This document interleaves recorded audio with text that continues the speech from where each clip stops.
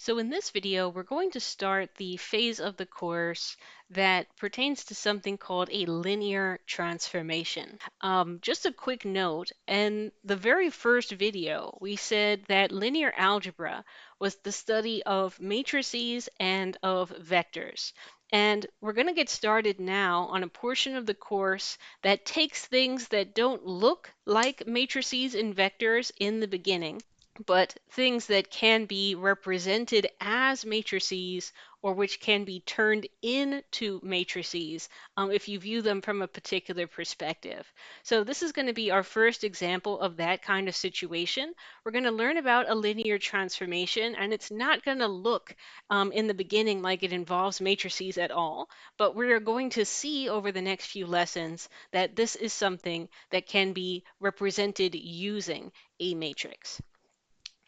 So to begin with, as we introduce the idea of a linear transformation, I need to talk to you about functions, or in computer science, we might also call them methods.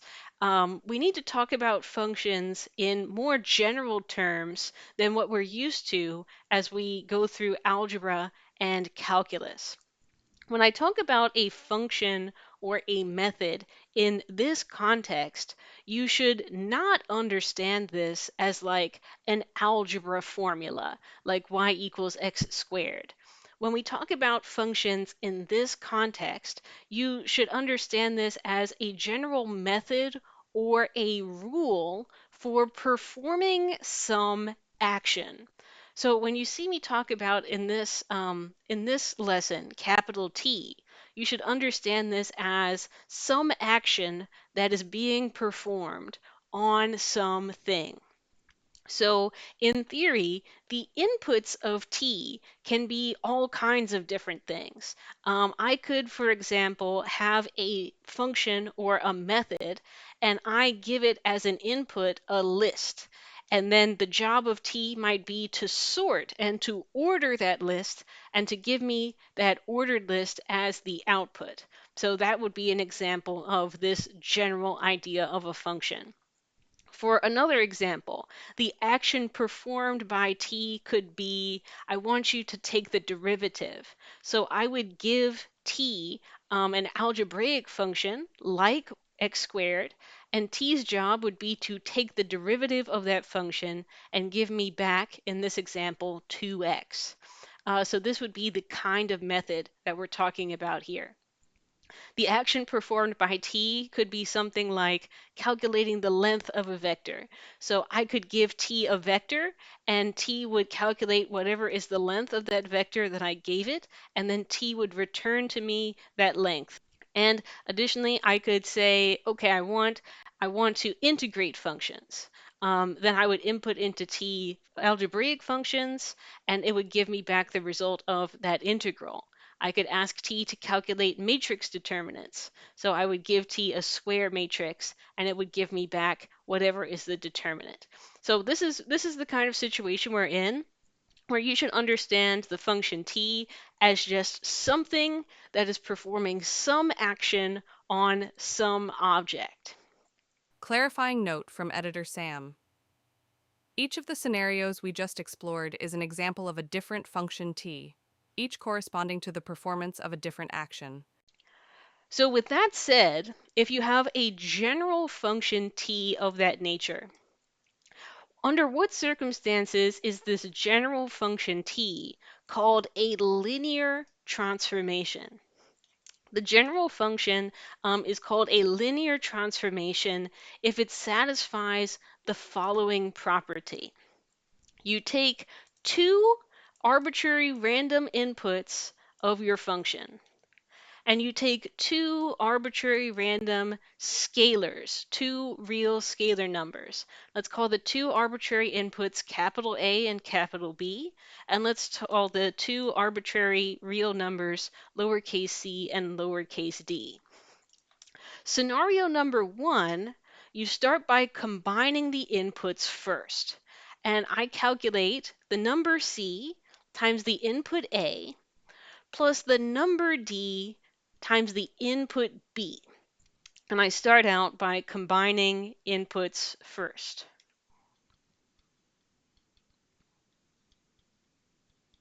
Then I apply the function t to this combined input, and that's my second step. Then apply t. If you do that calculation, you're going to get a certain result. T is going to produce a certain outcome. So you want to compare that result to what you would get if you followed these steps in a slightly different order. On the other side, what we're going to do first is apply t to these two inputs. Apply t to the first input A, and then apply t to the other input B. So here we're apply t first, and then once t has been applied, we combine the corresponding outputs, c times t of A plus d times t of B. So this would be then combine the outputs. If you can swap the order of operations like this and get exactly the same answer in both cases, if that happens, then your function t is called a linear transformation. Linear transformation tells you that you can change your order of operations to apply t first before combining or apply t last after combining. It doesn't matter. You'll always get exactly the same result. Now, this might seem like an unfamiliar, new, novel definition, but the truth is that if you've gotten here from Calculus 1, Calculus 2, and even Algebra, you've encountered several linear transformations already along the way. For example, in Calculus 1, the function representing the action take the derivative, derivatives are linear transformations. And let me just briefly explain why that would be. So if I have a function t that has the action of take the derivative, and I think about two arbitrary inputs. Input A would be whatever is the first function whose derivative is being taken. The second input of this kind of method would be another function whose derivative is being taken. If I think about combining these functions first, number times f of x plus number times g of x, if I combine the functions first and then apply the transformation to that combination, that's the same thing as if I take the derivative of each of the two functions separately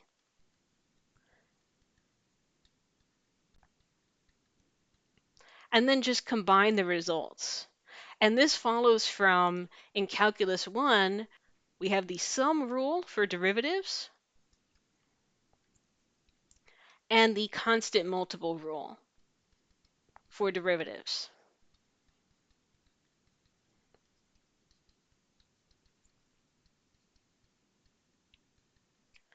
Because derivative has a sum rule and a constant multiple rule, the action of taking the derivative is a linear transformation because you can combine the functions first and then take their derivatives, or you can take the derivatives of the functions first and then combine the two results. The order does not matter. You get the exact same result in either case. So derivatives are linear transformations. Similarly, in Calculus 2, you learned about integration, and integration is also a linear transformation. If I call, for example, again, capital T, the action of integrating from 0 to 1,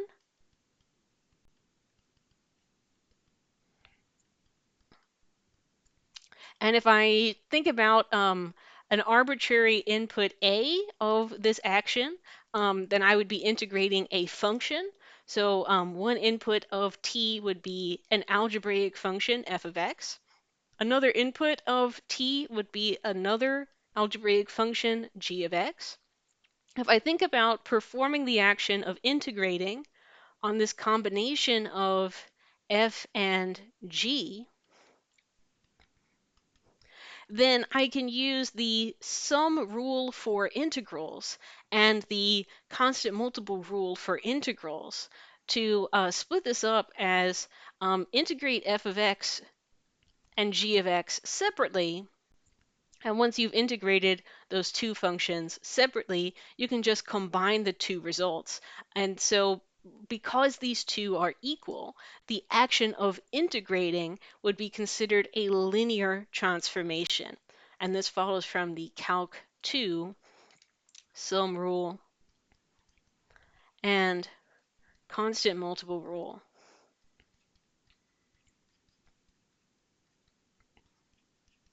for integrals.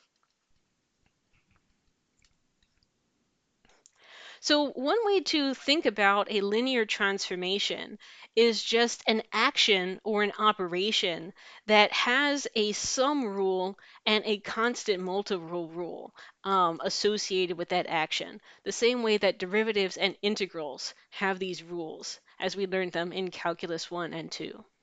Let's give some counterexamples. Let's talk about stuff that's not linear. For example, if I think about that transformation where I give it a vector and it gives me back the length of that vector, I claim that this action of calculating vector length is not linear. So let me show you a counter example. Let me show you an instance of a couple of inputs and a couple of scalars where this quantity on the left is not the same as this quantity on the right. So let me let, again, capital T stand for this particular action in this question, calculating vector length. And let me take, for example, A equals the vector, let me just say 2 comma 0. B equals the vector 0 comma 3, and two very simple scalars. Let me just use the scalars C equals D equals 1. Now let me do the calculation first with the order of operations. Combine the inputs first and then apply the transformation T. And let's see what results from doing the calculations in that order.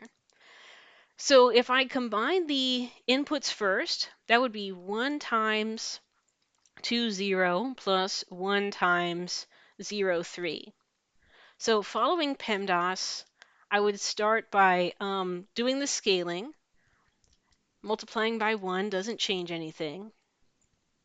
And then I would do the addition inside the parenthesis. So now I'm asking T to calculate the length of the vector 2 comma 3. That is the job of the method T. So to that end, I would calculate the square root of 2 squared plus 3 squared, which would be the square root of 4 plus 9, which would be root 13. So that would be the result of doing the calculation in this order, where I combine the inputs first and then apply t to the result.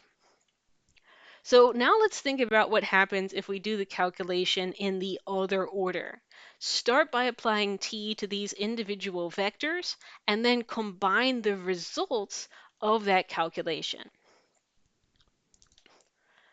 So let's compare that to t of A combined with t of B.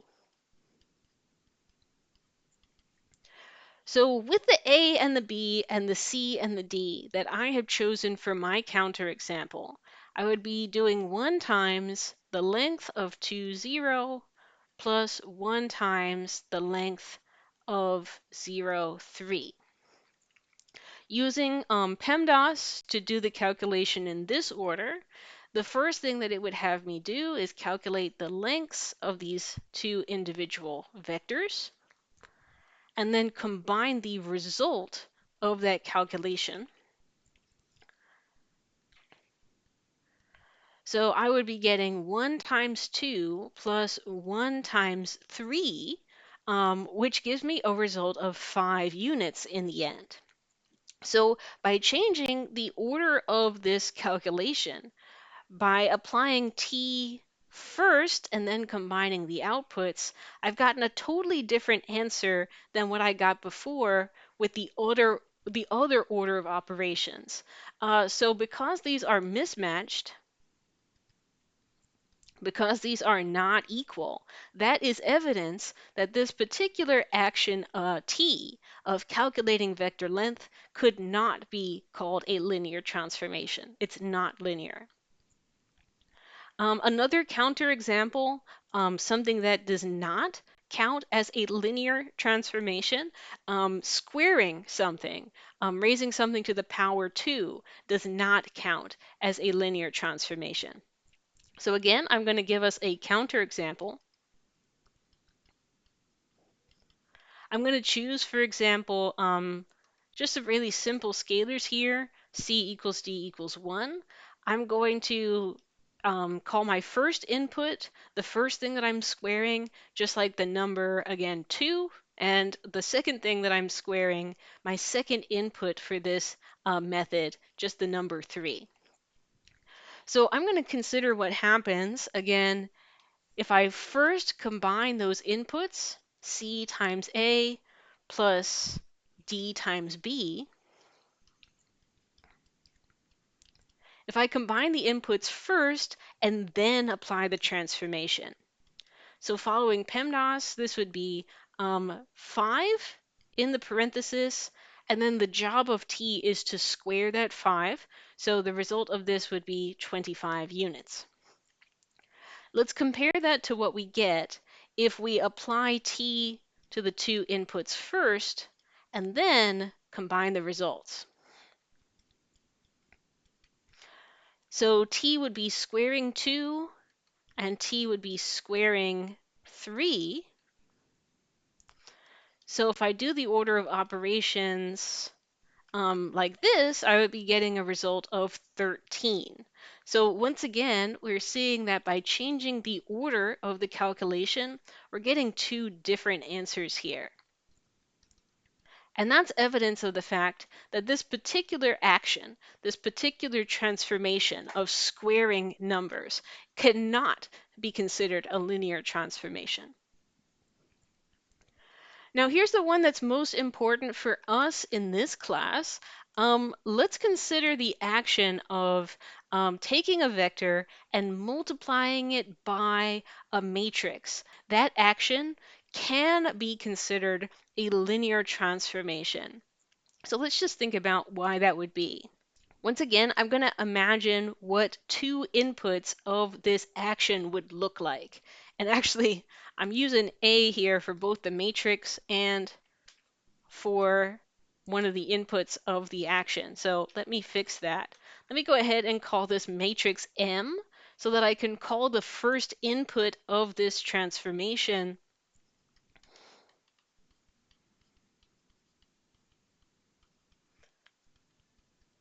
I can call that capital A as we have done throughout this lesson. So in this case, the input of this transformation would be a vector. I'll just go ahead and call it V.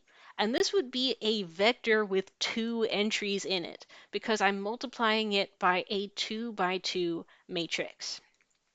The second input of this transformation would be some other vector. And that would be a vector in 2 dimensions as well. So now if I imagine applying this transformation to the combination some number times v plus some number times w, if I imagine multiplying that by the matrix M,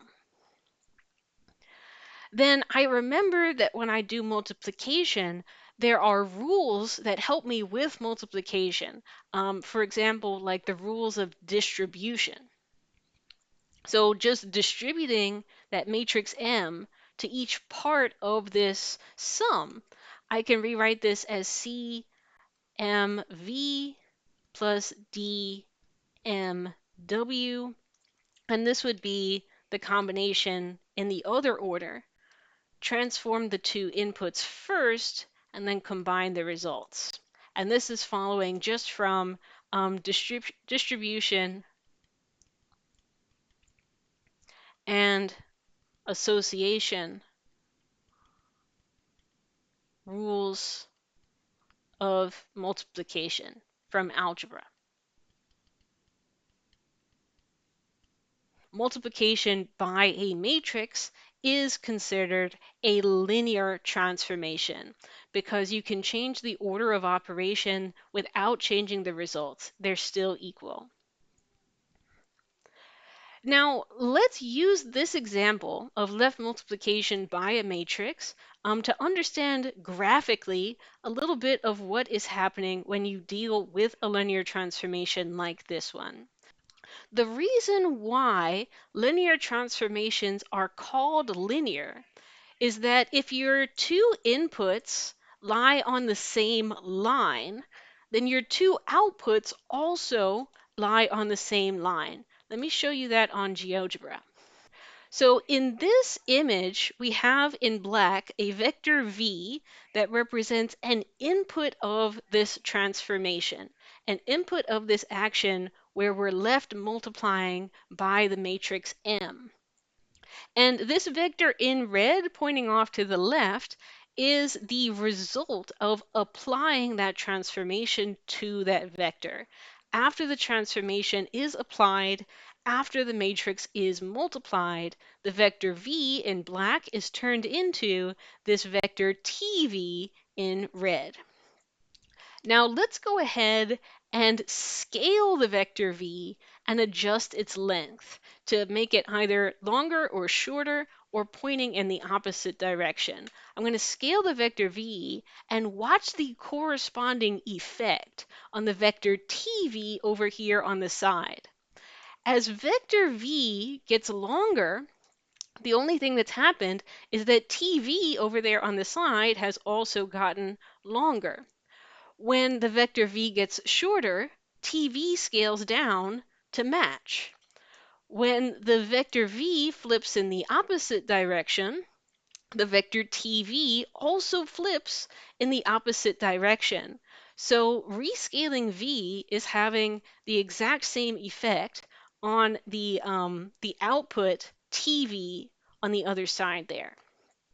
And so one way to think about it is that the transformation T is taking this entire black line spanned by the vector V, and it's turning it into this entire red line spanned by the vector TV.